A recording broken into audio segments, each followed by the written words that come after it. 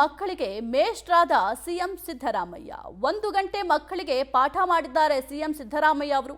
ಇನ್ನು ಮಕ್ಕಳಿಗೆ ಸಂವಿಧಾನದ ಪಾಠವನ್ನ ಮಾಡಿದ್ದಾರೆ ಸಿಎಂ ಸಿದ್ದರಾಮಯ್ಯ ಅವರು.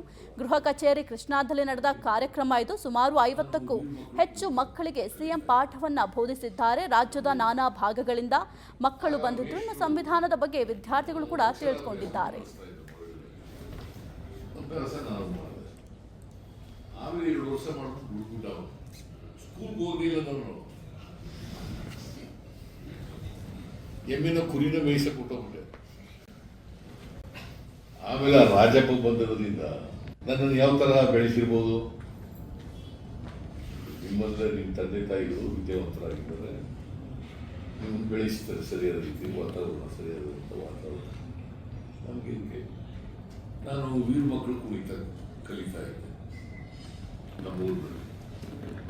ಆಗ ಮೇಷ್ಟ್ರು ಅಕ್ಷರಾಭ್ಯಾಸ ಮಾಡಿಸ್ತಾ ಇದ್ದರು ಮಕ್ಕಳಿಗೆ. ಅಭ್ಯಾಸ ನಾನು ಮಾಡಿದೆ. ಆಮೇಲೆ 2 ವರ್ಷ ಎಲ್ರಿಗೂ ಸಂವಿಧಾನ ಗೊತ್ತಾಗಲಿ. ಸಂವಿಧಾನದ ಈಗ ನಿಮಗೆ ಹಕ್ಕುಗಳೇ ಗೊತ್ತಿಲ್ಲದೆ ಹೋದರೆ ನೀವು ಹಕ್ಕುಗಳನ್ನು ಹೆಂಗೆ ಪಡ್ಕೊಳ್ಳಿಕ್ಕೆ ಸಾಧ್ಯ ಆಗ್ತದೆ? ನಿಮ್ಮ ಹಕ್ಕುಗಳು ಏನು ಅಂತ ಗೊತ್ತಾಗಬೇಕಲ್ಲ.